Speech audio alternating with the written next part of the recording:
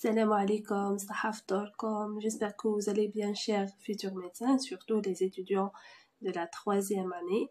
Donc, la vidéo d'aujourd'hui est destinée pour vous. C'est parti!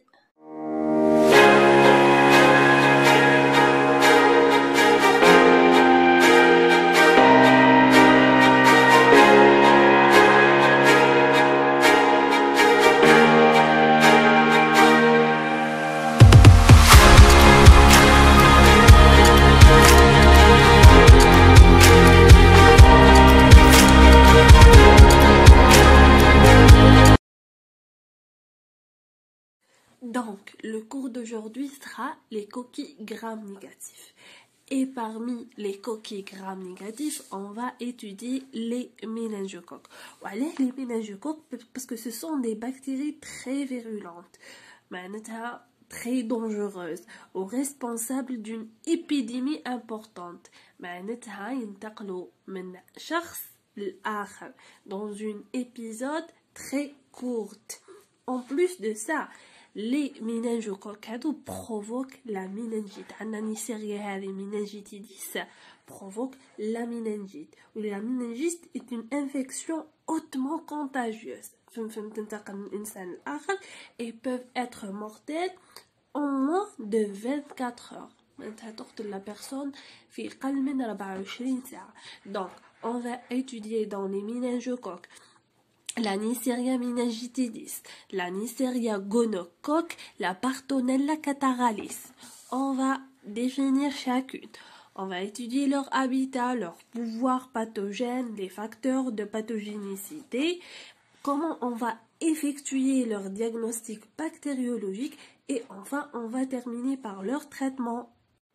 Donc, Anna, les coquilles gram-négatifs, Anna les méningocoques, اللي فيهم نلقاو le genre Neisseria. Le genre Neisseria هذا عبارة عن des bactéries coquilles groupées par paire. Aérobie ou anaérobie facultative, déjà des coquilles groupées par paire, معناتها 2 par 2. تلقاهم déjà une forme de coque كيما عندكم هنايا la Neisseria meningitidis des 2 coques, donc diplocoques, coquilles groupées par paire. عندكم Neisseria gonorrhoeae, coquilles groupées par paire. وعندكم Bartonella cataralis, aussi groupées par paire, coquilles groupées par paire. Donc 2 par 2. Aussi, ce sont des bactéries aérobies ou anaérobie facultative. معناتها على حسب اختيارها هي قادرة تعيش لكم في الأكسجين en présence d'oxygène ou en absence d'oxygène. هذا le genre Neisseria en général sans détail. معناتها بلا ما نحكيو على Neisseria meningitidis، بلا نحكيو على Neisseria gonorrhoeae، وبلا ما نحكيو على Bartonella cataralis. Le genre Neisseria d'une manière générale, ce sont des coquilles groupées par paire. Aussi, ce sont des coquilles aérobies ou anaérobies en absence d'oxygène facultatif. Donc, حكينا على les méningocoques وحكينا على le genre Neisseria اللي كاين في les méningocoques على les caractéristiques تاعو générales. Ou Neisseria هذا le genre Neisseria هذا كاين des différentes espèces. Parmi les espèces هادو عندنا Neisseria meningitidis. Donc on va étudier Neisseria meningitidis. Premièrement, on va étudier les caractéristiques de la bactérie. Puis on va étudier ses facteurs de pathogénicité. ومن بعد نكملوها. Attendez. Puis, on va étudier leur mode de transmission, leur habitat et leur pouvoir pathogène. Et enfin, on va terminer par leur diagnostic bactériologique, bien sûr. Donc, commençons par la Neisseria meningitidis, qui est une bactérie fragile. D'ailleurs, une bactérie fragile, faites attention au prélèvement. Les prélèvements effectués pour la Neisseria meningitidis doivent être acheminés rapidement au laboratoire en évitant leur exposition au froid. En plus, c'est une bactérie qui ne cultivons que sur des milieux riches et sous une atmosphère enrichie en CO2. Donc c'est une bactérie exigeante, متطلبة, تحتاج le CO2 ou تحتاج les milieux riches, تظهر لك sur milieu de culture spécifique. En plus, la Neisseria meningitidis est caractérisée par la présence d'une capsule polysaccharidique. La capsule est étudiée beaucoup et s'améliorera beaucoup les classifications des sérogroupes. Parmi ces groupes, on a le groupe A, B et C, le groupe Y et le groupe W135. On a le groupe A ou le prédominant en Afrique ou on a le groupe B en Europe. Passons maintenant aux facteurs de pathogénicité اللي فضلهم la bactérie la colonisation تاعها, la multiplication et parfois provoque la mort en absence de traitement. Donc commençons par la lysine. La lysine, c'est un composant qui aide à l'adhésion de la bactérie en muqueuse. الالتحام à la bactérie en muqueuse et bien sûr sa colonisation. Deuxième composant اللي هو la capsule. حطوا في بالكم باللي capsule معناتها résistance bactérienne, résistance aux compléments et résistance aux phagocytoses. On a aussi le complément sérotype, la capsule de sérogroupe B qui est très peu immunogène. Ces caractéristiques ne favorisent donc pas le développement d'une réponse immunitaire parfois. Passons maintenant les fameux LPS, les grammes négatifs, les lipopolysaccharides qui provoquent le choc terminant par les méningocoques qui possèdent les EGA protéases, les immunoglobulines A protéases. وبفضل هادو كامل les facteurs de pathogénicité, la bactérie راح تكون قوية وراح تكون ماهيش سهلة في التريتمون. d'accord. donc هذه هي اللي حتقتل الإنسان. Les facteurs de pathogénicité هما اللي يقتلوا الإنسان. Passons maintenant à leur habitat, leur mode de transmission et leur pouvoir pathogène. Donc, la Neisseria meningitidis habite au niveau du rhinopharynx et leur mode de transmission est très rapide, surtout dans les collectivités et par des voies aériennes.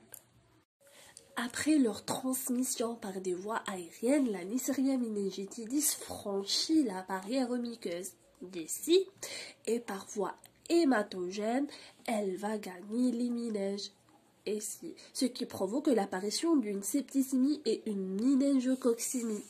Donc, la méningite à méningocoque ou méningite cérébrospinale chez l'enfant et l'adulte jeune et s'accompagne d'une épidémie dans certaines collectivités et d'une purpura pétechiale. Aussi, la septicémie, qui est un syndrome plus ou moins sévère, s'accompagne à des pétechies et une purpura fulminante avec un état de choc et un signe de coagulation intravasculaire disséminé.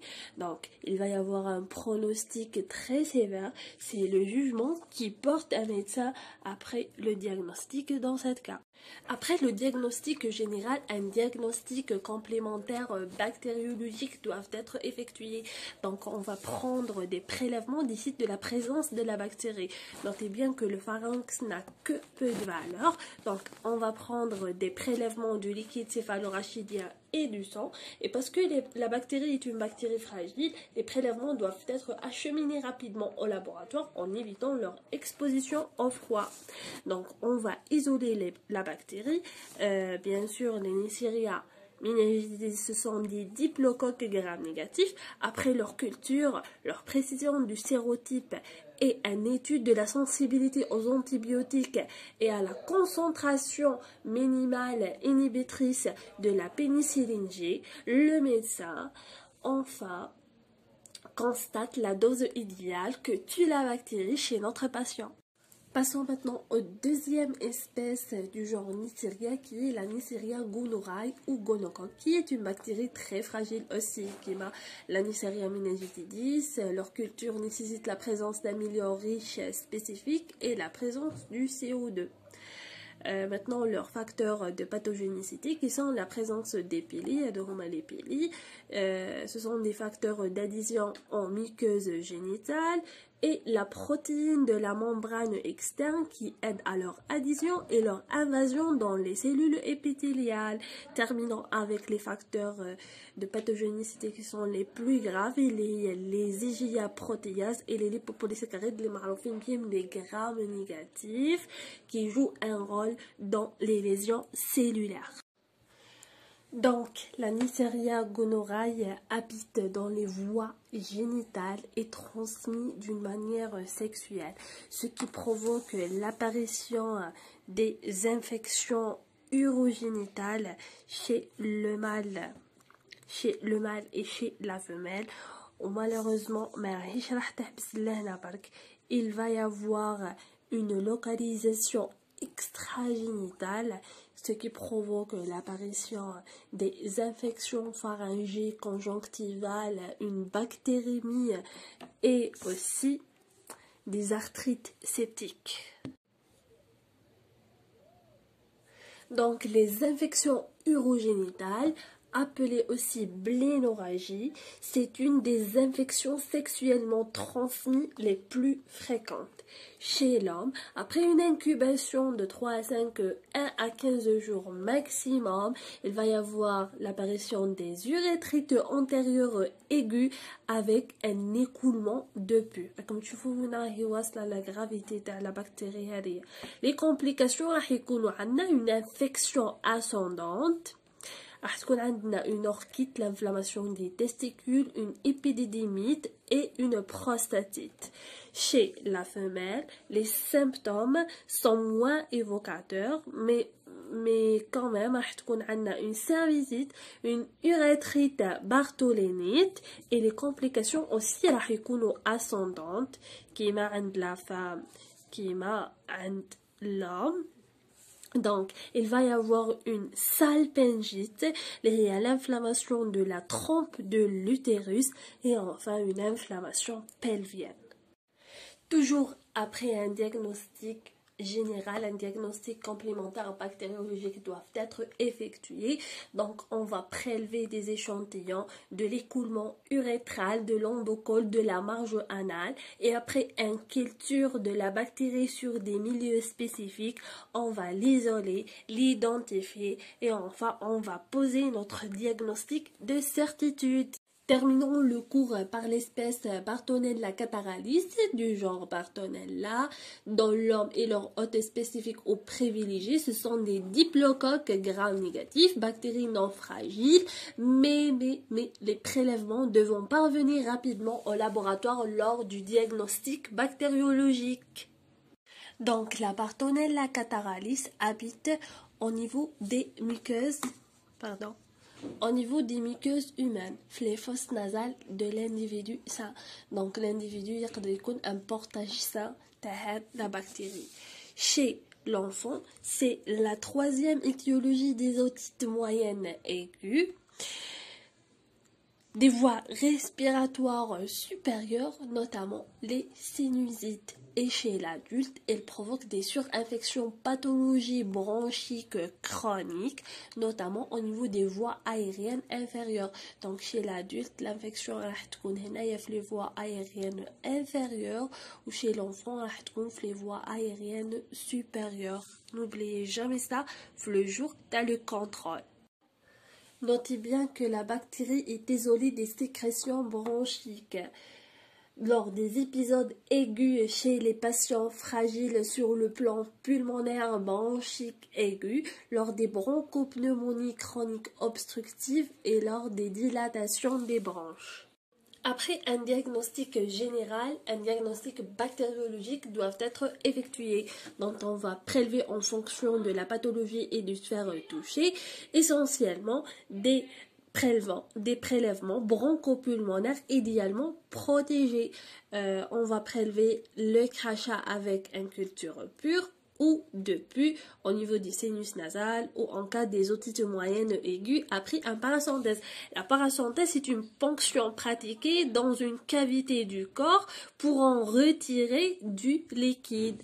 Donc la bactérie est une gram négative, la forme ovoïde, arrondi ovoïde, ce sont des cocobacilles et leur colonie sur la gélose de chocolat après 48 heures vont se pousser sous forme de palais de hockey.